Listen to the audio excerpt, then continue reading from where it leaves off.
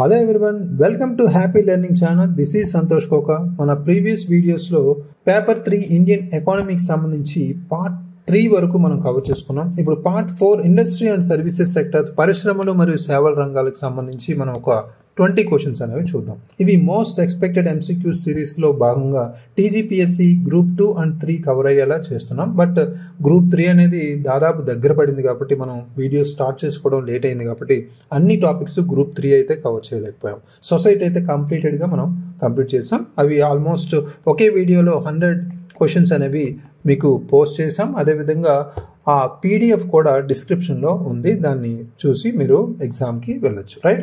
So అయితే first important question, the industrial policy resolution of 1991 is consider A land mark policy for the Indian economy. What was it's primary focus? 1991 పారిశ్రామిక విధాన తీర్మానం భారత ఆర్థిక వ్యవస్థలో ఒక మైలురాయి విధానంగా పరిగణించబడుతుంది. దీని ప్రధాన దృష్టి ఏంటి అని ఇచ్చారు, రైట్? సో ఇక్కడ ఆప్షన్స్ అనేవి క్లియర్గా అబ్జర్వ్ చేయండి, ఎందుకంటే రాబోయే ఎగ్జామినేషన్లో మనకి 2 అయినా 3 అయినా మనకి హెవీ కాంపిటీషన్ ఉండడం వల్ల సో కన్ఫ్యూజ్ స్టేట్మెంట్స్ ఇచ్చే అవకాశం అయితే ఉంది కాంపిటీషన్ ఓరియంటెడ్గా, రైట్? సో ఇక్కడ promotion of public sector undertakings, ప్రభుత్వ రంగ సంస్థల ప్రోత్సాహం, లిబరేషన్, ప్రైవేటైజేషన్, గ్లోబలైజేషన్, సరళీకరణ, ప్రైవేటీకరణ, ప్రపంచీకరణ, protectionist measures for domestic industries, దేశీయ పరిశ్రమల కోసం పరిరక్షణ చర్యలు, creation of new government owned enterprises, కొత్త ప్రభుత్వ యాజమాన్య సంస్థల సృష్టి, రైట్?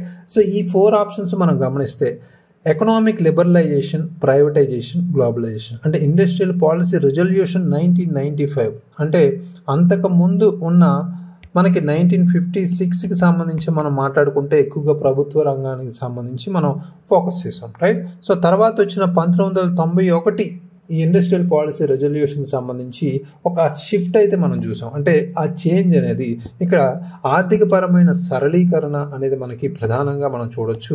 ప్రైవేటీకరణకు సంబంధించి, ప్రపంచీకరణకు సంబంధించి మనం ఇక్కడ షిఫ్ట్ అయితే జరిగింది, రైట్? సో ఇది గవర్నమెంట్ రోల్ని తగ్గించి ఇండస్ట్రియల్ ప్రొడక్షన్లో మనకి ముందుకు తీసుకెళ్తూ, అంటే ఇండస్ట్రియల్ ప్రొడక్షన్లో గవర్నమెంట్ రోల్ని తగ్గించి మనకి private and foreign investment, especially private and foreign ఇన్వెస్ట్మెంట్ని పెంచే విధంగా మనకి అందుబాటులోకి తెచ్చింది, రైట్? సో ఇది మేజర్గా మనం ఫోకస్ చేయాల్సిన అంశాలు ఇక్కడ. So correct answer liberalization, privatization and globalization, right? So ఇక్కడ పబ్లిక్ సెక్టర్ ప్రమోషన్ అనేది మెయిన్ ఫోకస్ అనేది ఈ పాలసీలో కాదు, రైట్? ప్రైవేట్ పాలసీస్ అనేది correct option, right? Next important question, which sub sector of the services sector contributed to the most to India's GDP in 2023? 2023లో సేవల రంగంలో ఏ ఉపరంగం భారత జీడిపికి ఎక్కువగా తోడ్పడింది? Transport and communications, financial services, trade, hotels and restaurants, information technology and software services. So ఇక్కడ సర్వీసెస్ సెక్టర్ గత వీడియోలో కూడా ప్రైమరీ, సెకండరీ, టెర్షియరీ లాగా మనం 3 సెక్టర్స్ని మనం చూసాం. సో అందులో భాగంగా మ్యానుఫ్యాక్చరింగ్, ఇండస్ట్రీస్, అగ్రికల్చర్, సర్వీసెస్ వంటి కూడా మనం చూసాం కొన్ని అంశాలు. ఇందులో కూడా అడిగే అవకాశం ఉంది ఇండస్ట్రియల్ గురించి కాబట్టి, industries and services sector related concepts కాబట్టి. సో ఇందులో ముఖ్యంగా మనం మాట్లాడుకుంటే ఇక్కడ ఉపరంగం గురించి అడిగారు, అంటే సబ్ సెక్టార్ సంబంధించి సర్వీసెస్ సెక్టార్లో, రైట్? సో ఇక్కడ మేజర్గా మనం ఫోకస్ చేయాల్సింది ఇక్కడ ఆప్షన్స్లో మనం సర్వీసెస్ సెక్టార్లో మోస్ట్ కాంట్రిబ్యూషన్ అన్నారు, రైట్? మోస్ట్ కాంట్రిబ్యూషన్ ఏది? జనరల్గా మనకి ఇన్ఫర్మేషన్ టెక్నాలజీకి సంబంధించి ఐటీ అండ్ సాఫ్ట్వేర్ సర్వీసెస్ అనేవి ఎక్కువగా ఉంటున్నాయి. లార్జెస్ట్ కాంట్రిబ్యూటర్గా మనకి ఇండియాస్ జీడిపిగా ఉంది. ఎక్స్పోర్ట్ ఎర్నింగ్స్ కూడా, ఎంప్లాయ్మెంట్ జనరేషన్ కూడా మనకి ఎక్కువగా మనకి కనిపిస్తుంది. ఎక్స్పోర్ట్స్ అదేవిధంగా మనకి ఎంప్లాయ్మెంట్ జనరేషన్ కూడా మనకి ఈ పర్టికులర్ సబ్ సెక్టర్ ఏదైతే ఉందో దాంట్లోనే మనం చూడొచ్చు, right?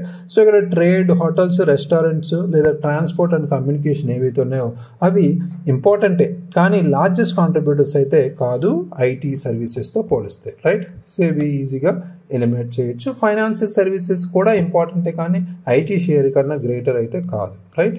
So answer is D. Next important question, consider the following statements. క్రింది ప్రకటనలు పరిశీలించండి. MSMEs contribute more than 30% of India's GDP. ఎంఎస్ఎంఈలు భారత జీడిపిలో 30% కంటే ఎక్కువ వాటా కలిగి ఉన్నాయి. MSME sector has been experiencing a decline in its contribution to employment in recent years. MSME రంగం ఇటీవలి కాలంలో ఉద్యోగ అవకాశాల్లో వాటా తగ్గుదల అనుభవిస్తోంది అని ఇచ్చారు, రైట్. సో ఇక్కడ ఆప్షన్స్ అనేవి రెగ్యులర్ ఆప్షన్సే. సో ఇక్కడ మనం చూస్తే అంటే వీడియో మీరు చూస్తున్నంతసేపు క్వశ్చన్స్ చూస్తున్న వెంటనే వీడియో పాజ్ చేసి ఒకసారి ట్రై చేయండి. ఆప్షన్స్ అనేవి కామెంట్స్లో పోస్ట్ చేయండి. మీకు మీరు ఎంతవరకు ఉంటుంది అనేది మీకు తెలుస్తుంది. రైట్. రివిజన్ చేశారా, ఇప్పటి వరకు ప్రాక్టీస్ చేసిన కాన్సెప్ట్స్, చదివిన కాన్సెప్ట్స్ ఎంతవరకు గుర్తున్నాయి అనేది. రైట్. అయితే ఇక్కడ ముఖ్యంగా ఇక్కడ ఎంఎస్ఎంఈస్ సంబంధించి కంపల్సరీ అడుగుతారు. ఎంఎస్ఎంఈ పాలసీ రిలేటెడ్ కూడా రీసెంట్ మనకి ఇండస్ట్రియల్ పాలసీ రిలేటెడ్గా పరిశ్రమ 4.0 కింద మనం తీసుకొచ్చారు కాబట్టి తెలంగాణకు సంబంధించి అందులో భాగంగా అడుగుతారు. ఇది ఇండియన్ ఎకానమీ కాబట్టి నో ప్రాబ్లం. రైట్. సో అయితే ఇక్కడ ముఖ్యంగా MSMEs contribute more than 30% in GDP, Indian GDP అన్నారు. రైట్. సో ఒక మేజర్గా చెప్పాలంటే ఇది 30 to 35 అనేది యాక్యురేట్గా మనకి ఎక్కువగా ఇండియా జీడిపిలో కాంట్రిబ్యూషన్ అనేది ఎంఎస్ఎంఈ సెక్టర్స్లో ఉంది. Right. So MSME micro, small, medium sectors. Right. Very very important. So సూక్ష్మ, చిన్న, మధ్య తరహా రంగాలకు సంబంధించి, రైట్, సంస్థలకు సంబంధించి ఇక్కడ మనం మాట్లాడుతున్నాం. So enterprises not yes.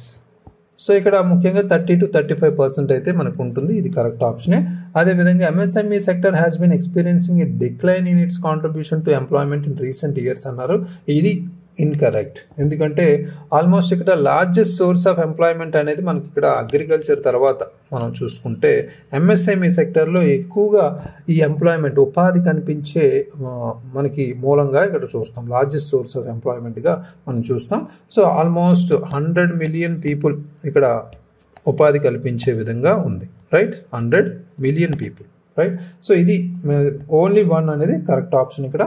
Next important thing, economic infrastructure does not include, ఆర్థిక మౌలిక వసతులలో భాగం కానిది ఏది అన్నారు. రైట్. సో ఇక్కడ నాట్ అనే కీవర్డ్ కూడా చాలా ఫోకస్డ్గా చూడాలి ఎగ్జామినేషన్లో. అక్కడే మనం మిస్టేక్స్ చేస్తుంటాం. ఎనర్జీ, ట్రాన్స్పోర్టేషన్ అండ్ కమ్యూనికేషన్, శక్తి, రవాణా మరియు సంభాషణ, ఫినాన్షియల్ ఇన్ఫ్రాస్ట్రక్చర్, రైట్, ఆర్థిక మౌలిక వసతులు, వాటర్ ఇన్ఫ్రాస్ట్రక్చర్, నీటి మౌలిక వసతులు, నన్ ఆఫ్ ది అబవ్ అన్నారు. రైట్. సో ఇక్కడ ఎకనామిక్ ఇన్ఫ్రాస్ట్రక్చర్కి సంబంధించి మనం అంటే ముఖ్యంగా ఫినాన్షియల్ ఇన్స్టిట్యూషన్ కానీ, సర్వీసెస్ కానీ మనం కొంత సోషల్ ఇన్ఫ్రాస్ట్రక్చర్లోనూ మనకు కనిపిస్తాయి. సో బట్ ఇక్కడ మేజర్గా ఎకనామిక్ ఇన్ఫ్రాస్ట్రక్చర్ సంబంధించి మనం మాట్లాడుకుంటున్నాం కాబట్టి ఇందులో ఎనర్జీ వస్తుంది, ట్రాన్స్పోర్టేషన్ వస్తుంది, కమ్యూనికేషన్ వస్తుంది, అదేవిధంగా ఫైనాన్షియల్ ఇన్ఫ్రాస్ట్రక్చర్ అంటే ఆర్థిక మౌలిక సదుపాయాలు కూడా దీంట్లోకి వస్తాయి. అదేవిధంగా మనకి వాటర్ ఇన్ఫ్రాస్ట్రక్చర్, నీటి మౌలిక వసతులు కూడా ఇందులో కనిపిస్తాయి. రైట్. సో ఈ 3 ఉన్నాయి. బట్ ఇక్కడ మనకి డస్ నాట్ ఇంక్లూడ్ అన్నాడు కాబట్టి ఈ 3లో ఆప్షన్ లేదు కాబట్టి నన్ ఆఫ్ ది అబవ్ అనేది correct option. Right. So next important question, consider the following statements. క్రింది ప్రకటనలు పరిశీలించండి. Large scale industries in India are mainly concentrated in urban areas. భారతదేశంలో పెద్ద స్థాయి పరిశ్రమలు ప్రధానంగా పట్టణ ప్రాంతాల్లో కేంద్రీకృతమై ఉంటాయి అని ఇచ్చారు. Right. The largest share of industrial production in India comes from the public sector. భారతదేశ పరిశ్రమల ఉత్పత్తిలో అతిపెద్ద వాటా ప్రభుత్వ రంగం నుండి వస్తుంది అన్నారు. రైట్. సో ఇక్కడ largest share of industrial production అనేది ఇక్కడ మనం మాట్లాడుకుంటే పబ్లిక్ సెక్టర్ నుంచి కాదు అనేది ఇక్కడ క్లియర్ కట్గా మనకు తెలుస్తుంది. ఎందుకంటే పబ్లిక్ సెక్టర్ షేర్ అనేది ఇండస్ట్రియల్ ప్రొడక్షన్లో సిగ్నిఫికెంట్గా రెడ్యూస్ అవుతుంది. రైట్. ప్రైవేట్ సెక్టర్ అనేది డామినేట్ చేస్తుంది కాబట్టి ఇది మనకి రాంగ్ స్టేట్మెంట్గా చెప్పచ్చు. ఇక్కడ large scale industries play a vital role in export and foreign exchange earnings అన్నారు. రైట్. ఇవి క్లియర్ కట్గా ఎక్స్పోర్ట్లో మనకి ఆ లార్జ్ స్కేల్ ఇండస్ట్రీస్ ఎప్పుడు మనకి క్లియర్ కట్గా కీలక పాత్ర అయితే పోషిస్తాయి. విదేశీ మారక వస్తువుల్లో కావచ్చు లేదా ఎగుమతులు, ముఖ్యంగా పరిశ్రమల ఎగుమతులకు సంబంధించి కూడా. రైట్. సో ఇది ఆప్షన్ కూడా కరెక్టే. ఇక్కడ ముఖ్యంగా సిగ్నిఫికెంట్గా మనకి ఎక్స్పోర్ట్స్ అండ్ ఫారెన్ ఎక్స్చేంజ్లో ఇవి ఇండస్ట్రీస్ అనేవి మనకి సహకరిస్తాయి. అదేవిధంగా నెక్స్ట్ లార్జ్ స్కేల్ ఇండస్ట్రీస్ అనేవి ఎక్కువగా అర్బన్ బేస్డే ఉంటాయి. ముఖ్యంగా రూరల్ బేస్డ్గా లార్జ్ స్కేల్ అయితే ఉండవు. మైక్రో ఉండొచ్చు, స్మాల్ ఉండొచ్చు అలాంటివి. రైట్. సో ఇది కూడా కరెక్ట్ స్టేట్మెంట్. రైట్. 1 and 3 అనేది మనకి ఇక్కడ కరెక్ట్ స్టేట్మెంట్స్ అనేది క్లియర్ కట్గా చెప్పుకోవచ్చు. Next important question, which of the following statements is incorrect about MSMEs in India. భారతదేశంలో ఎంఎస్ఎంఈల గురించి క్రింది ప్రకటనలో ఏది తప్పు అన్నారు. Right. MSME contribute significantly to employment generation. So ఇందాక మనం చెప్పుకున్నాం ఎంఎస్ఎంఈలు ఉపాధి కల్పనలో మనకి ముఖ్యమైన పాత్ర పోషిస్తాయి అని ఇచ్చారు, రైట్. సో క్లియర్ కట్గా కరెక్ట్ ఆప్షన్ అనేది చెప్పుకోవచ్చు. ఇది నాట్ అడిగాడు కాబట్టి చూద్దాం. MSMEs are a major source of foreign direct investments in India. ఎంఎస్ఎంఈలు భారతదేశంలో విదేశీ ప్రత్యక్ష పెట్టుబడుల ప్రధాన వనరు అని ఇచ్చారు, రైట్. ఇది ఒక డౌటెడ్గా ఉంది కాబట్టి పక్కన పెడదాం. MSMEs are key drivers of innovation and rural industrialization. ఎంఎస్ఎంఈలు నూతన ఆవిష్కరణలు, గ్రామీణ పారిశ్రామికీకరణకు ప్రధాన ప్రేరక శక్తిగా ఉంటాయి. అంటే మైక్రో స్మాల్ మీడియం ఎంటర్ప్రైజెస్ అనగానే మనకి కొంత రూరల్ ఇండస్ట్రియలైజేషన్ని మనం ఇంప్రూవ్ చేసుకోవడానికి అనేది మనకు తెలుస్తుంది. ఎందుకంటే ఇది ఎంప్లాయ్మెంట్కి క్రూషియల్, రూరల్ ఇండస్ట్రియలైజేషన్ అంటే గ్రామీణ పారిశ్రామికీకరణకు కూడా ఇంపార్టెంట్, అదేవిధంగా ఆవిష్కరణకు కూడా చాలా ఇంపార్టెంట్. బట్ ఇది ప్రత్యేకించి మనం ఇక్కడ ఫోకస్ చేస్తే ఇది కూడా కరెక్ట్ స్టేట్మెంట్గానే కనిపిస్తుంది. Next, MSMEs face challenges like limited access to technology and finance. ఇక్కడ ముఖ్యంగా ప్రత్యేకించి మనం ఫోకస్ చేస్తే ఎంఎస్ఎంఈస్ అనేవి సాంకేతికత మరియు ఆర్థిక వనరుల పరిమిత లభ్యత వంటి సవాళ్ళను అయితే ఎదుర్కొంటున్నాయనేది క్లియర్ కట్గా చెప్పుకోవచ్చు. ఇది కూడా కరెక్ట్ ఆన్సర్. ఇక్కడ major source of foreign direct investment, foreign direct ఇన్వెస్ట్మెంట్స్కి దీనికి అంత మనకి కనెక్ట్ కాదు, ఎందుకంటే లార్జ్ స్కేల్ ఇండస్ట్రీస్ అనేవి ఫారెన్ డైరెక్ట్ ఇన్వెస్ట్మెంట్కి సంబంధించి ప్రధాన వనరుగా ఉంటుంది, రైట్. ఎంఎస్ఎంఈస్ కాదు అనేది ఇక్కడ క్లియర్ కట్గా మనం చెప్పుకోవచ్చు. సో ఎంఎస్ఎంఈస్ అనేవి ఎంప్లాయ్మెంట్కి క్రూషియలే, రూరల్ ఇండస్ట్రియలైజేషన్ క్రూషియలే, ఇన్నోవేషన్ కూడా క్రూషియలే, కానీ సిగ్నిఫికెంట్ సోర్స్ ఎఫ్డిఐకి సిగ్నిఫికెంట్ సోర్స్ అయితే కాదు అనేది ఇక్కడ మనం చూడాలి, రైట్. సో బి అనేది ఇన్కరెక్ట్ అడిగారు కాబట్టి option right. Next important question, which of the following factors has most significantly contributed to the growth of industrialization in India in recent years. ఇటీవల భారతదేశంలో పారిశ్రామిక వృద్ధికి అత్యంతగా తోడ్పడిన కారకాలు ఏవి? So increased focus on make in India, production linked incentive schemes అనేవి ఇక్కడ ఇచ్చారు. అంటే మేక్ ఇన్ ఇండియా మరియు ఉత్పత్తి ఆధారిత ప్రోత్సాహక పథకాలపై ఎక్కువ దృష్టి. అంటే రీసెంట్గా మనం చూసుకోవచ్చు పబ్లిక్ ప్రొడక్షన్ లింక్డ్ ఇన్సెంటివ్స్ అంటే మనకి పిఎల్ఐస్ అనేవి మనకి ఈ స్కీమ్ అనేది చాలా పాపులర్ అయింది, right. So almost manufacturing sector, semi conductor sector సంబంధించి కూడా మనం ఇక్కడ తీసుకున్న ఎలక్ట్రానిక్స్లో మనకి ఫార్మాలో కూడా మనకి ఎక్కువగా ఉపయోగించుకుంటున్నాం, right. So make in India, production linked incentive స్కీమ్స్కి సంబంధించి మనం ఇక్కడ ఇంక్రీజ్డ్ ఫోకస్ అనేది ఇక్కడ కనిపిస్తుందని చెప్పారు, అది కూడా కరెక్టే. దేని గురించి మనం మాట్లాడుతున్నాం? Major factors has the most contributed to the growth of industrialization in India in recent years. అంటే ఇటీవల భారతదేశంలో పారిశ్రామిక వృద్ధికి సంబంధించి మాట్లాడుతున్నాం, right. Steady improvement in India's ease of doing business rankings. భారతదేశ ఈజ్ ఆఫ్ డూయింగ్ బిజినెస్ ర్యాంకింగ్స్లో స్థిరమైన పెరుగుదల అనేది కూడా ఉంది, రైట్. ఈజ్ ఆఫ్ డూయింగ్ బిజినెస్లో ఇంప్రూవ్మెంట్ అనేది కూడా కనిపిస్తుంది మనకి. Rapid urbanization and rising demand for consumer goods. వేగవంతమైన పట్టణీకరణ మరియు వినియోగ వస్తువుల పెరుగుదల డిమాండ్ అయితే ఉందనేది కూడా ఇక్కడ చెప్తున్నారు. అంటే ఇనిషియేటివ్స్ ఏవైతే ఉన్నాయో ఇక్కడ make in India and PLI schemes అనేవి మ్యానుఫ్యాక్చరింగ్ సంబంధించి చాలా మనకి పుష్ అయితే ఉంది, బూస్ట్ అయితే ఉంది. ఇక్కడ ఇన్వెస్ట్మెంట్ అనేది క్రిటికల్ సెక్టార్స్లో మనం ఫర్ ఎగ్జాంపుల్ ఎలక్ట్రానిక్స్ కావచ్చు, అదేవిధంగా ఫార్మా కావచ్చు, దాంతోపాటు ఆటోమొబైల్స్ కావచ్చు, ఇలాంటి వాటిలో ఇన్వెస్ట్మెంట్స్ అనేవి పెరుగుతున్నాయి, రైట్. ఎంకరేజ్ చేస్తున్నాయి, ప్రోత్సహిస్తున్నాయి అనేది ఈ పర్టికులర్ క్వశ్చన్కి మనం చెప్పుకోవచ్చు స్టేట్మెంట్కి. నెక్స్ట్ స్టేట్మెంట్ కూడా మనం ఇక్కడ గమనిస్తే, సో స్టడీ ఇంప్రూవ్మెంట్స్ అనేది India's ease of doing business ర్యాంకింగ్స్లో కూడా మనం చూస్తున్నాం. సో ఇక్కడ ఇన్వెస్టర్ కాన్ఫిడెన్స్ అనేది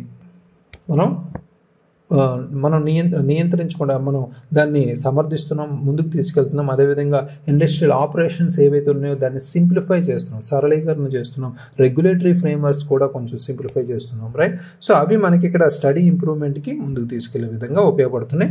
నెక్స్ట్, ర్యాపిడ్ అర్బనైజేషన్ అండ్ ఇన్ఫ్రాస్ట్రక్చర్కి సంబంధించి డిమాండ్ ఏదైతే ఉందో అది పెరుగుతుంది, ముఖ్యంగా కన్జ్యూమర్ గూడ్స్ అన్నారు. ఇక్కడ industrial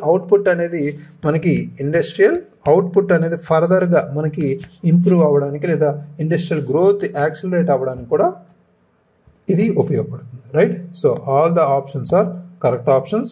next important question, consider the following statements regarding India's foreign trade. భారత విదేశీ వాణిజ్యం గురించి క్రింది ప్రకటనలు పరిశీలించండి అని ఇచ్చారు. సో ఇక్కడ India's largest export partner is the United states. భారతదేశపు అతిపెద్ద ఎగుమతి భాగస్వామి United states. Crude oil is India's top export commodity. ముడి చమురు భారతదేశపు ప్రధాన ఎగుమతి వస్తువు అని ఇచ్చారు. సో ఇక్కడ 2 స్టేట్మెంట్స్ వైజే మనం క్వశ్చన్ తీసుకున్నాం. బట్ ఇక్కడ ఇండియాస్ ఫారెన్ ట్రేడ్ రిలేటెడ్గా ఎక్స్పోర్ట్స్, ఇంపోర్ట్స్ కొన్ని కమోడిటీస్ రిలేటెడ్ కూడా ఇన్ఫర్మేషన్ మనం తెలుసుకోవాలి. ఈ క్వశ్చన్ కాకపోయినా ఇలాంటి క్వశ్చన్స్ కంపల్సరీ, ఇది వెరీ వెరీ ఇంపార్టెంట్ అని చెప్పుకోవచ్చు, రైట్. సో దీని ఆధారం కంపల్సరీ క్వశ్చన్ అడుగుతారు, అవి మనం గమనించాలి. ఇక్కడ రీసెంట్ గణాంకాలకు సంబంధించి మనం మాట్లాడుకుంటే డెస్టినేషన్స్ ఆర్ ఎక్స్పోర్ట్స్ సంబంధించి మనం మాట్లాడుకుంటే ఫస్ట్ ప్లేస్ మనకి ఆగస్టు 2024 వరకు మన గణాంకాలు అబ్జర్వ్ చేస్తే ఇండియా ఎక్స్పోర్ట్స్ అనేవి మోస్ట్లీ టు యుఎస్. ఫస్ట్ యుఎస్కి ఉంది ఆల్మోస్ట్ 6.55 బిలియన్. నెక్స్ట్ మనకి యునైటెడ్ అరబ్ ఎమిరేట్స్కి ఉంది.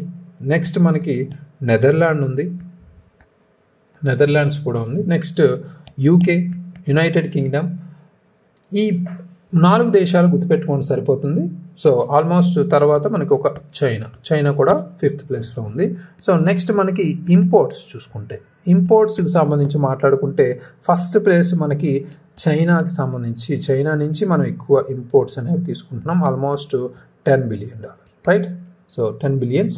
నెక్స్ట్ యునైటెడ్ అరబ్ ఎమిరేట్స్ అనేది 2nd ప్లేస్లో ఉంది. 3rd ప్లేస్లో మనకి స్విట్జర్లాండ్ ఉంది, రైట్. సో అదేవిధంగా 4th ప్లేస్లో యుఎస్ ఉంది.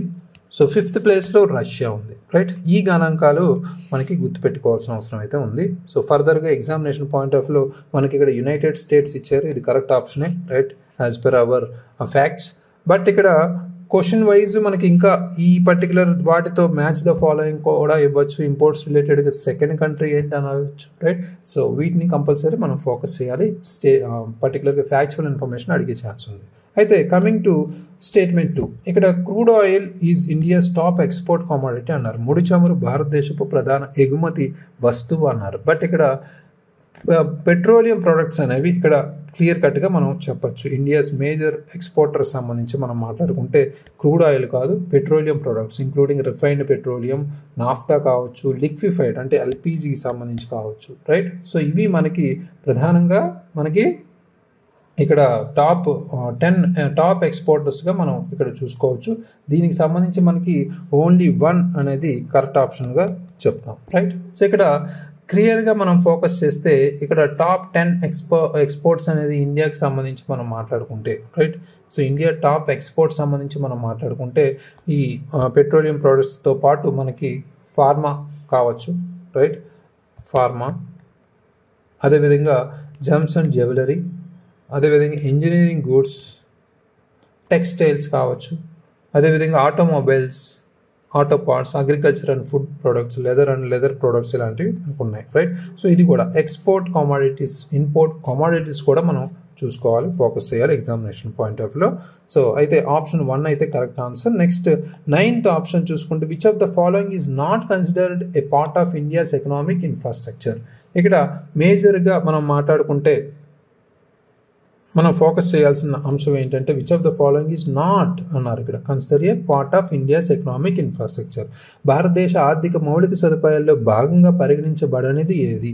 సో ఎనర్జీ, శక్తి, హెల్త్ కేర్, ఆరోగ్య సంరక్షణ, ట్రాన్స్పోర్ట్, రవాణా, కమ్యూనికేషన్ అని ఇచ్చారు. సో ఇక్కడ 4 ఆప్షన్ మనం గమనిస్తే ఇక్కడ ఎడ్యుకేషన్ ఆల్రెడీ మనకి చూసుకున్నాం. ఇండియాస్ ఎకనామిక్ ఇన్ఫ్రాస్ట్రక్చర్లో ప్రీవియస్ క్వశ్చన్లో మనకు ఆల్మోస్ట్ ఫినాన్షియల్ ఇన్ఫ్రాస్ట్రక్చర్ కావచ్చు, వాటర్ ఇన్ఫ్రాస్ట్రక్చర్ కావచ్చు, ఇవన్నీ మనం చూసాం. సో ఇందులో ఎనర్జీ అనేది ఎకనామికల్ ఇన్ఫ్రాస్ట్రక్చర్గానే వస్తుంది, ఇది కూడా కరెక్టే.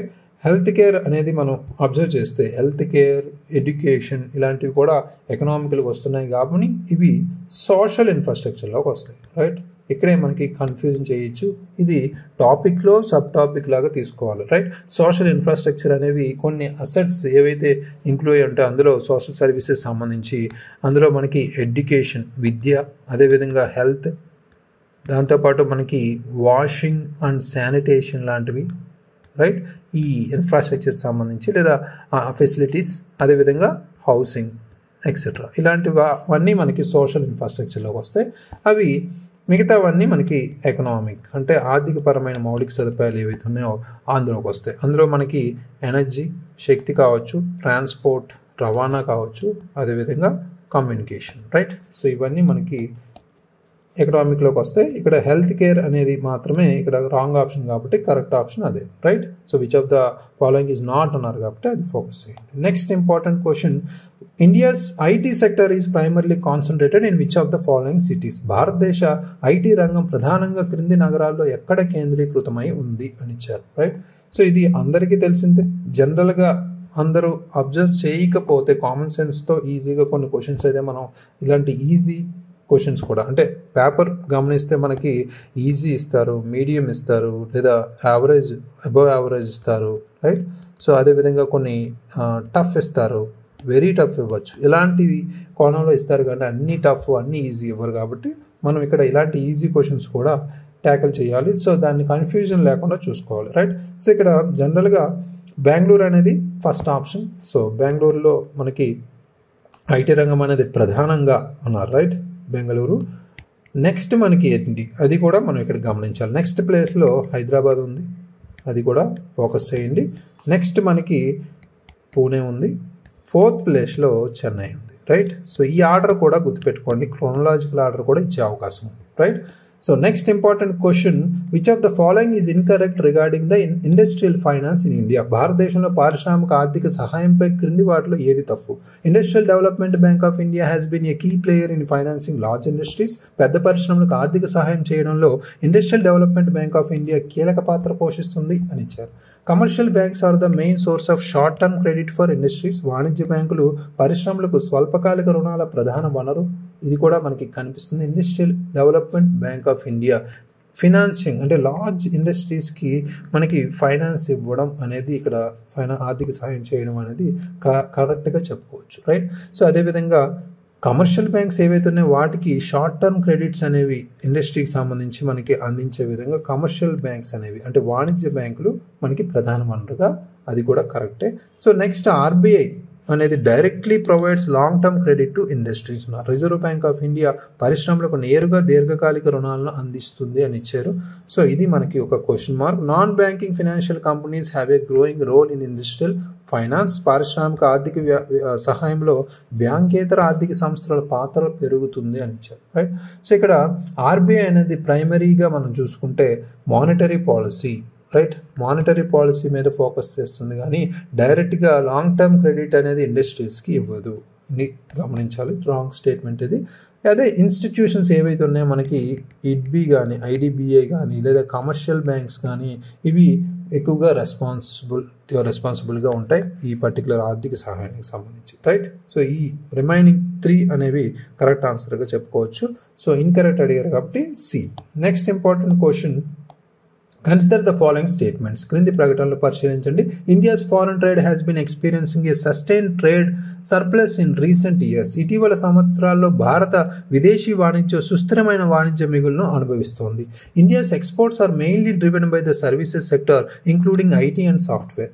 భారత ఎగుమతులు ప్రధానంగా సేవల రంగం, ఐటీ మరియు సాఫ్ట్వేర్తో నడపబడుతున్నాయి అని ఇచ్చారు, రైట్? సో ఇక్కడ 2 ఆప్షన్స్ అయితే ఇచ్చారు ప్రధానంగా. సో ఈ 2 ఆప్షన్లో మనకి క్లియర్ కట్గా ఫోకస్ చేయాలి ఏ ఆప్షన్ కరెక్ట్ అనేది. సో ఇండియాస్ ఫారెన్ ట్రేడ్ అనేది మనకి సిలబస్లో భాగంగా ఉంది కాబట్టి experiencing a sustain trade and surplus in recent years అన్నారు. సో ఇక్కడ గమనిస్తే రీసెంట్ ఇయర్స్లో మనకి ట్రేడ్ డెఫిసిట్ అనేది ఎక్కువగా ఉంది, రైట్? సో వాణిజ్య లోటు అనేది ఎక్కువగా ఉంది కానీ సో ఇక్కడ సర్ప్లస్ అయితే లేదు, అది గమనించాలి. సో ఇది wrong statement. So India's exports are mainly driven by the services sector including IT and software. ఇది జనరల్గా మనకి తెలిసిన స్టేట్మెంటే. క్లియర్ కట్గా ఇండియాస్ ఎకానమీ అనేది సర్వీస్ సెక్టర్ ఎక్స్పోర్ట్స్ మీద ఎక్కువగా డిపెండ్ అవుతుంది. ఆ కంట్రీ ఎక్స్పోర్ట్ సంబంధించి వేరియస్ సర్వీసెస్ ఏవైతే ఉన్నాయో మనకి ట్రావెల్ కావచ్చు, ట్రాన్స్పోర్టేషన్ కావచ్చు, రవాణాకు సంబంధించి కావచ్చు, లేదా ఇన్సూరెన్స్ సంబంధించి కావచ్చు, లేదా సాఫ్ట్వేర్ కావచ్చు, ఐటీ సంబంధించి, రైట్? సో అదేవిధంగా బిజినెస్ సర్వీసెస్ కావచ్చు, వాటితో పాటు ఫినాన్షియల్ సర్వీసెస్ ఏవైతే ఉన్నాయో అవి, కమ్యూనికేషన్ లాంటివి, ఇవన్నీ మనకి ఈ సర్వీసెస్ సెక్టర్లో వెరీ ఇంపార్టెంట్ రోల్ అయితే ప్లే చేస్తున్నాయి, right? So very important. So only 2 is the correct answer. Next important question, which of the following is incorrect about the services sector in India? భారతదేశ సేవల రంగం గురించి క్రింది వాటిలో ఏది తప్పు? The services sector contributes to more than 50% of India's GDP. సేవల రంగం భారతదేశ జీడిపిలో 50% కంటే ఎక్కువ వాటాను అందిస్తుంది అన్నారు, రైట్? సో ఇక్కడ ఆల్రెడీ చూసాం నిన్నటి గణాంకాలు, నిన్నటి వీడియోలో 55% అనేది ప్రస్తుతం మనకి ఉంది 2023-24 పరిగణలోకి తీసుకుంటే, రైట్. సో ఆల్మోస్ట్ 55% కాబట్టి 50% కంటే ఎక్కువ అన్నారు కాబట్టి correct option. The services sector provides employment to over 30% of the total workforce. సేవల రంగం మొత్తం కార్మిక శక్తిలో 30% కంటే ఎక్కువ మందికి ఉపాధి అందిస్తుంది అని ఇచ్చారు, రైట్. సో ఈ ఆప్షన్ కూడా మనకి కరెక్ట్గానే చెప్పుకోవచ్చు, ఎందుకంటే ఐటీ సెక్టర్ ప్రధానంగా చూసుకుంటే వన్ ఆఫ్ ద మనకి సర్వీసెస్ సెక్టర్ చూసుకుంటే ఎంప్లాయ్మెంట్ అనేది 30% పైగానే వర్క్ ఫోర్స్ అనేది మనకి ఇక్కడ క్లియర్ కట్గా చెప్పచ్చు, రైట్. సో జనరల్గా next, the services sector is less labour intensive compared to manufacturing. తయారీ రంగంతో పోలిస్తే సేవల రంగం తక్కువ శ్రమ ఆధారితమైనది. అంటే ఇండస్ట్రీస్ అంటే పరిశ్రమల్లో శ్రమ ఆధారంగా వర్కర్స్ అయితే ఎక్కువ ఉంటారు, బట్ ఇక్కడ సర్వీసెస్ సెక్టార్లో కొంత అఫీషియల్గా వర్క్ చేసే వాళ్ళు ఉంటారు, రైట్. సో అవి ఇక్కడ ప్రొఫెషనల్ లాగా ఉంటారు. సో ఇది కూడా మనకి రైట్ స్టేట్మెంట్గా చెప్పుకోవచ్చు. Final, the information technology sector is a minor contributor to employment in India. IT రంగం భారతదేశంలో ఉపాధికి తక్కువ వాటాదారు అన్నారు. సో ఇది మనకి క్లియర్ కట్గా నెగిటివ్ స్టేట్మెంట్గా కనిపిస్తుంది, ఎందుకంటే ఐటీ సెక్టార్లోనే మేజర్గా కాంట్రిబ్యూషన్ అనేది ఎంప్లాయ్మెంట్ అంటే ఉపాధికి సంబంధించి మనకి ప్రధాన కాంట్రిబ్యూటర్గా చెప్పుకోవచ్చు, రైట్. ఈజీగా మనకి డి అనేది ఎలిమినేట్ చేయొచ్చు, ఎందుకంటే ఐటీ సెక్టార్ అనేది లార్జెస్ట్ ఎంప్లాయర్స్ అనేది ఇండియాలో మనకి చూస్తుంది. Millions of direct and indirect, right. Millions of direct and indirect jobs అనేవి ప్రొవైడ్ చేస్తుంది, right. So D option is correct. Indirect అడిగారు కాబట్టి next important, consider the following statements. The 1991 industrial policy was a turning point introducing liberalization and reducing government control. సరళీకరణను ప్రవేశపెట్టి ప్రభుత్వ నియంత్రణను తగ్గిస్తూ 1991 పారిశ్రామిక విధానం ఒక మలుపుగా ఉంది అన్నారు. Next, the industrial policy of 1956 focused on encouraging private sector participation in industry. So 1956 పారిశ్రామిక విధానం పరిశ్రమలో ప్రైవేట్ రంగ భాగస్వామ్యాన్ని ప్రోత్సహించడంపై దృష్టి పెట్టింది అన్నారు. సో ఇక్కడ ఇండస్ట్రియల్ పాలసీ రెండు కవర్ చేశారు, మనకి ఇండస్ట్రీ పాలసీ రిలేటెడ్ కూడా టాపిక్లో ఉంది కాబట్టి. సో ఇక్కడ 1991 అనేది మనం అబ్జర్వ్ చేస్తే ఇక్కడ సరళీకరణ, ప్రైవేటీకరణ, ప్రపంచీకరణ ప్రవేశపెట్టాయి, అదేవిధంగా ప్రభుత్వ నియంత్రణ అయితే తగ్గించాయి, రైట్. ఇది మలుపుగానే చెప్పుకోవచ్చు, correct option. Next, industrial policy of 1956 అంటే 1950 ప్లానింగ్ కమిషన్ 1951 నుంచి మనకు ప్లాన్స్ అనేవి స్టార్ట్ అవ్వడం, స్వాతంత్రానంతరం మనకి అప్పుడే మనం స్టార్ట్ చేయడం, ఆ టైంలో మనకి పబ్లిక్ సెక్టార్ మీదే మనం ఫోకస్ అంతా పెట్టుకున్నాము, కానీ ప్రైవేట్ సెక్టార్ అనేది ప్రోత్సహించలేదు అనేది ఇక్కడ గమనించాలి, రైట్. ప్రైవేట్ సెక్టార్ ఇలాంటి కీవర్డ్స్ దగ్గరే మనల్ని మతలబ్ చేసేలా ట్రై చేస్తారు ఎగ్జామ్లలో, అది చూసుకోవాలి. సో ఇది wrong statement, right. So only one is the correct statement. Next important question, which of the following statements is incorrect about large scale industries in India. భారతదేశంలోని పెద్ద స్థాయి పరిశ్రమల గురించి క్రింది వాటిలో ఏది తప్పు అని ఇచ్చారు. ఇక్కడ they require large capital investments, వీటి పెద్ద మూలధనం పెట్టుబడులు అవసరం, వీటికి పెద్ద మూలధన పెట్టుబడులు అవసరం అని ఇచ్చారు. They employ a significant portion of India's work force, ఇది భారతదేశం యొక్క కార్మిక శక్తిలో గణనీయమైన భాగానికి ఉపాధి కల్పిస్తుంది అని ఇచ్చారు, right. So next, they are major contributors to India's export sector, ఇది భారతదేశ ఎగుమతుల రంగానికి ప్రధాన వాటాదారు అన్నారు. They are primarily concentrated in rural areas, ఇది ప్రధానంగా గ్రామీణ ప్రాంతాల్లో కేంద్రీకృతమై ఉన్నాయి అని ఇచ్చారు. సో ఇక్కడ ప్రధానంగా మనం అన్ని స్టేట్మెంట్స్ను అర్థం చేసుకోవాలి, ఈచ్ అండ్ ఎవ్రీ స్టేట్మెంట్ ఇక్కడ గమనిస్తే they are primarily concentrated in rural areas అన్నారు. సో ఇక్కడ ఇవేంటి, లార్జ్ స్కేల్ ఇండస్ట్రీస్, భారతదేశంలో పెద్ద స్థాయి పరిశ్రమలు. మనం ఇందాక కొన్ని టాపిక్స్ మనం కవర్ చేసినప్పుడు మైక్రో స్మాల్ మీడియం ఎంటర్ప్రైజెస్ ఏవైతే ఉన్నాయో అవి ఎక్కువగా గ్రామీణ పారిశ్రామికీకరణకు సంబంధించి ప్రోత్సహిస్తాయి, రైట్. సో గ్రామీణ ప్రాంతాల్లో కేంద్రీకృతమై ఉన్నాయి అంటారు, రైట్. అది అర్బన్ ఏరియాస్లోనే large sectors, large scale industries అనేవి ఎక్కువగా అర్బన్ ఏరియాల్లో ఉంటాయి కాబట్టి ఇది క్లియర్ కట్గా రాంగ్ స్టేట్మెంట్, దీన్ని మనం ఎలిమినేట్ చేసేయచ్చు, ఇది answer. They require large capital investments, ఎక్కువగా వీటికి మూలధన ఇన్వెస్ట్మెంట్స్ అయితే అవసరం compulsory. Next, employee a significant portion of India's work force, ఎక్కువగా కార్మిక శక్తిలో అయితే భాగంగా ఉంటుంది. అదేవిధంగా major contributors to India's export sector also, right. So after services మనకి ఇది కూడా ఎక్స్పోర్ట్ సెక్టార్లో ఎక్కువ ప్రధాన వాటాదారుగా ఉంటుంది. ఈ 3 స్టేట్మెంట్స్ రైట్ స్టేట్మెంట్స్, ఇది ఇన్కరెక్ట్ అడిగారు కాబట్టి wrong, correct statement D. Next important question, which of the following institutions is primarily responsible for providing long term industrial finance in India? భారతదేశంలో దీర్ఘకాలిక పారిశ్రామిక ఆర్థిక సహాయం అందించడానికి ప్రధానంగా బాధ్యత వహించే సంస్థ ఏది? State bank of India, industrial development bank of India, reserve bank of India, commercial banks, వాణిజ్య బ్యాంకులు. సో ఇక్కడ ముఖ్యంగా మనం ఇందాక చెప్పుకున్నట్టు కమర్షియల్ బ్యాంక్స్, అదేవిధంగా state bank of India, industrial development bank of India, ఈ బ్యాంక్స్ అనేవి మనకి కొంత ఫైనాన్సింగ్ ఇండస్ట్రీకి సంబంధించి కొంత ఫైనాన్స్ ఇవ్వడానికి రెస్పాన్సిబుల్గానే ఉంటాయి. ఇందులో మనం ముఖ్యంగా చూసుకుంటే ఎస్బీఐ, ఆర్బీఐ, కమర్షియల్ బ్యాంక్స్ కూడా ఫైనాన్సింగ్ ప్రొవైడ్ చేస్తాయి. కానీ మెయిన్గా షార్ట్ టర్మ్ క్రెడిట్ ఇక్కడ మనం గమనించాలి. షార్ట్ టర్మ్ క్రెడిట్, అదేవిధంగా కొన్ని బ్యాంకింగ్ సర్వీసెస్ అనేవి అవి ప్రొవైడ్ చేస్తాయి. ఏంటవి? State bank of India, RBI, అదేవిధంగా కమర్షియల్ బ్యాంక్స్, వాణిజ్య బ్యాంకులు, రైట్. సో ఇవి మనం మేజర్గా ఫోకస్ చేస్తే ఫైనాన్స్ ప్రొవైడ్ చేస్తాయి, కానీ మేజర్గా వాళ్ళు short term credit and banking services మీదే ఫోకస్ చేస్తారు, అది గమనించాలి, రైట్. సో ఇక్కడ ఒకటి industrial development bank of India అనేది ఏదైతే ఉందో అది మనకి లాంగ్ టర్మ్ ఇండస్ట్రియల్ ఫైనాన్స్ అనేది ప్రొవైడ్ చేస్తుంది, లాంగ్ టర్మ్, రైట్. అందుకని ఇది ఫైనాన్సింగ్ ఇండస్ట్రీ డెవలప్మెంట్ అదే ఇండియాలో సంబంధించి ఇండస్ట్రియల్ డెవలప్మెంట్ ఫైనాన్సింగ్కి సంబంధించి మేజర్ రోల్ అయితే ప్లే చేస్తుంది. ఎస్పెషల్లీగా మనకి లార్జ్ అండ్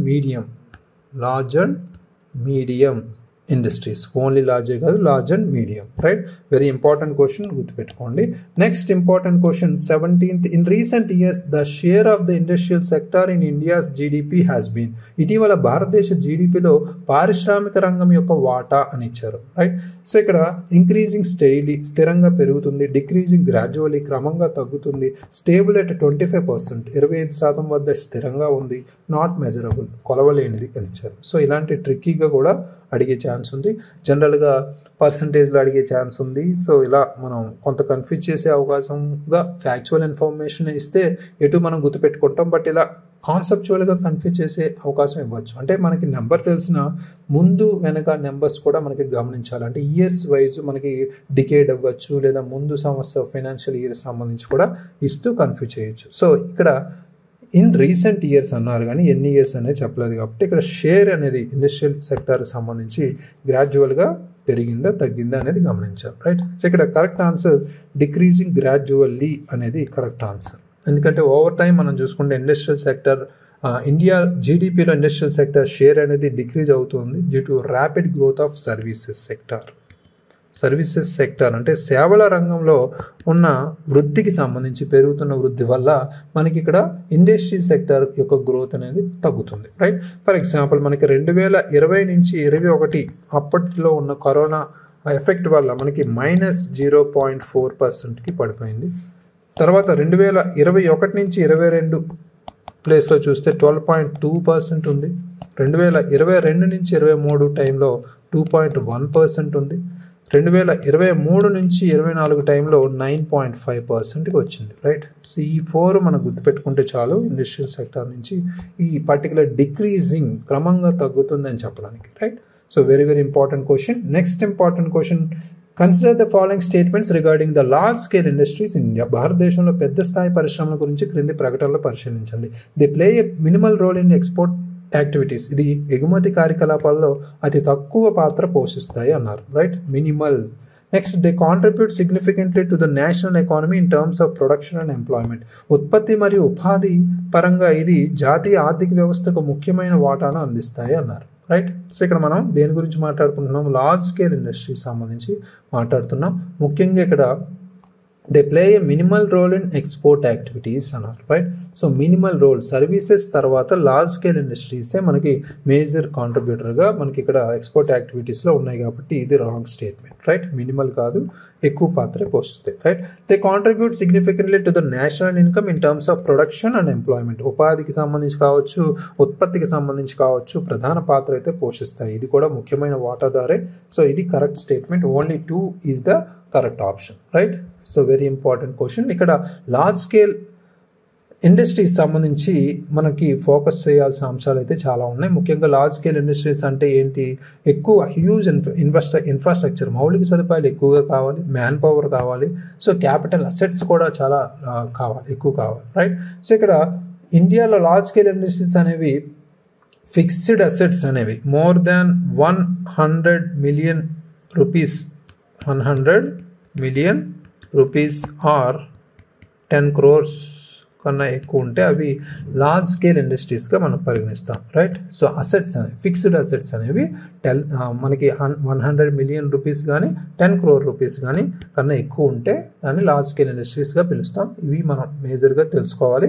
సో అదేవిధంగా సమ్ అడ్వాంటేజెస్ ఏంటి లార్జ్ స్కేల్ ఇండస్ట్రీల వల్ల అంటే ఇండస్ట్రియలైజేషన్ సంబంధించి మేజర్ ఫోకస్ అయితే ఇండస్ట్రియలైజేషన్ సంబంధించి మనకి మేజర్ ఇన్పుట్ అయితే ఇస్తుంది, అది మేజర్ పాత్ర పోషిస్తాయి. లార్జ్ స్కేల్ ఇండస్ట్రీస్ అనేవి produce capital and basic goods, for example instruments కావచ్చు, మెషిన్స్ కావచ్చు, కెమికల్స్ కావచ్చు, ఇలాంటివన్నీ, రైట్. అది కూడా ఇంపార్టెంటే. సో అదేవిధంగా ఫండ్స్ అనేవి జనరేట్ చేయొచ్చు, research and development of new technologies సంబంధించి అవి క్యాపబుల్గా ఉంటాయి, అది కూడా మనకి ఇంపార్టెంటే. నిధులు అనేవి ప్రొవైడ్ చేసే అవకాశం ఉంది మనకి పరిశోధన అభివృద్ధికి సంబంధించి కొత్త సాంకేతికతలకి. Due to the large scale of operations మనకి they have the potential to lower the cost of goods కూడా, మనకి మనకి వస్తువులు ఏవైతే ఉన్నాయో వస్తువులకు సంబంధించి కాస్ట్ కూడా తగ్గించే అవకాశం అయితే ఉంది. సో అదేవిధంగా opportunity small scale and cottage industries సంబంధించి ముందుకు తీసుకెళ్లే విధంగా అవకాశం అయితే దీని ద్వారా కలిగే అవకాశం అయితే ఉంది. అదేవిధంగా ఎంప్లాయ్మెంట్ ఆపర్చునిటీస్ కూడా ఇస్తుంది, రైట్. ఇవన్నీ మనకి లాభాలు అయితే ఉన్నాయి, ఫోకస్ చేయండి ఈ పర్టికులర్ టాపిక్ ఉంది కాబట్టి, right. So next important question, which of the following is the biggest challenge faced by MSMEs in India? భారతదేశంలో MSMEలు ఎదుర్కొంటున్న అతిపెద్ద సవాలు ఏవి అని ఇచ్చారు. ల్యాక్ ఆఫ్ స్కిల్ లేబర్, నైపుణ్యం కలిగిన కార్మికుల కొరత అన్నారు. డిఫికల్టీ ఇన్ అసెసింగ్ ఫైనాన్స్, ఆర్థిక వనరులు పొందడంలో ఇబ్బంది. లిమిటెడ్ మార్కెట్ డిమాండ్, పరిమిత market demand. Low competition in the మార్కెట్లో తక్కువ పోటీ, రైట్. సో ఇక్కడ which of the following is the biggest challenge అన్నారు, రైట్. సో అన్నీ ఆల్మోస్ట్ ఛాలెంజెసే, బట్ ఇక్కడ బిగ్గెస్ట్ ఛాలెంజ్ అనేది మనం చూడాలి, right. So despite their importance అనేది మనకి MSMEs అనేవి మనకి ఎక్కువగా ఫండింగ్ కన్స్ట్రెయింట్స్, నిధుల కొరత అనేది ప్రధానంగా మనకి ఫేస్ చేస్తున్న ఇంపార్టెంట్ ప్రాబ్లం, రైట్. సో ఇది ఇన్ఎడక్వేట్ ఫినాన్షియల్ సిస్టమ్ ఏదైతే ఉందో మనకి దానివల్ల మనకి అంటే ఆర్థికపరమైన వ్యవస్థ ఏదైతే ఉందో దానికి సంబంధించి మనకి ప్రాబ్లమ్స్ ఉన్నాయి కాబట్టి దీనివల్ల మనకి ఫండింగ్ నిధులకు సంబంధించి మనకి ప్రాబ్లం ఫేస్ చేస్తుంది, రైట్. సో ఇది కరెక్ట్గా మనం ఫోకస్ చేస్తే డిఫికల్టీ ఇన్ యాక్సెసింగ్ ఫైనాన్స్ అనేది ప్రధానమైన మనకి అతిపెద్ద సవాలుగా మనం ఇక్కడ చెప్పుకోవచ్చు, right. So very very important. Next important and last important question, consider the following statements regarding the large scale industries and foreign investment. పెద్ద స్థాయి పరిశ్రమలు మరియు విదేశీ పెట్టుబడుల గురించి క్రింది ప్రకటనలు పరిశీలించండి. Large scale industries in India have benefited significantly from foreign direct investments. భారతదేశంలోని పెద్ద స్థాయి పరిశ్రమలు విదేశీ ప్రత్యక్ష పెట్టుబడుల ద్వారా గణనీయంగా ప్రయోజనం పొందాయి. FDI in large scale industries is primarily concentrated in the manufacturing sector. పెద్ద స్థాయి పరిశ్రమల్లో FDI ప్రధానంగా తయారీ రంగంలో కేంద్రీకృతమై ఉంది. FDI had no impact on the services sector in India. భారతదేశంలోని సేవల రంగంపై FDI ప్రభావం లేదు అని ఇచ్చారు, రైట్. సో ఇక్కడ స్టేట్మెంట్స్ వైజ్ మనం అర్థం చేసుకుంటే లార్జ్ స్కేల్ ఇండస్ట్రీస్ అనేవి ఫస్ట్ స్టేట్మెంట్లో చూసుకుంటే లార్జ్ స్కేల్ ఇండస్ట్రీస్ అనేవి ఇక్కడ FDI వల్ల బెనిఫిట్ పొందాయి. ఎస్పెషల్లీ మనకి సెక్టర్స్ లైక్ మనకి ఆటోమొబైల్ కావచ్చు, అదేవిధంగా మ్యానుఫ్యాక్చరింగ్ కావచ్చు, రైట్. సో ఇది మనకి ప్రధానంగా పెద్ద స్థాయి పరిశ్రమలు విదేశీ ద్వారా గణనీయంగా ప్రయోజనం పొందాయి అనేది క్లియర్ కట్గా చెప్పుకోవచ్చు. నెక్స్ట్ స్టేట్మెంట్ 2 అనేది FDI అనేది మనకి సర్వీసెస్ సెక్టార్లో కూడా మనకి ఫ్లో ఉంటుంది కాబట్టి large scale industries is primarily concentrated in the manufacturing sector అన్నారు. అది కూడా మనకి FDI అనేది సర్వీసెస్ సెక్టార్లో ఉంటుంది, అదేవిధంగా లార్జ్ స్కేల్ ఇండస్ట్రీలో కూడా ఉంటుంది. ఇది కూడా కరెక్ట్ ఆప్షనే. Next important question, FDI has had no impact on the services sector in India అన్నారు, రైట్. FDI అనేది వెరీ క్రూషియల్గా చెప్పాలి సర్వీసెస్ సెక్టార్ అనేది. ఎస్పెషల్లీ మనం ఇక్కడ తీసుకుంటే IT కావచ్చు, రీటైల్ సెక్టర్ కావచ్చు, అదేవిధంగా టెలికమ్యూనికేషన్ కావచ్చు, రైట్. సో వీటికి సంబంధించి FDI అనేది ప్రధానమైన విభాగం, రైట్. దాన్ని ఇక్కడ ప్రభావం లేదు అని ఇచ్చారు కాబట్టి ఇది రాంగ్ స్టేట్మెంట్. 1, 2 అనేవి ఇక్కడ correct options. Very very important question, right. So ఇవి మనకి ఫోర్త్ టాపిక్ ఏదైతే ఉందో ఇండస్ట్రీస్ అండ్ సర్వీసెస్ సెక్టర్ సంబంధించి 20 ఇంపార్టెంట్ క్వశ్చన్స్. దానికి రిలేటెడ్ టాపిక్స్ కూడా మనం కవర్ చేసాం కాబట్టి మోస్ట్ ఫోకస్డ్గా ఫ్యాక్ట్స్ అనేవి రీసెంట్ ఫ్యాక్ట్స్ అనేవి వాటి మీద మనం దృష్టి పెట్టాలి, అదేవిధంగా కాన్సెప్చువల్ కూడా, right. Thank you very much. All the very best.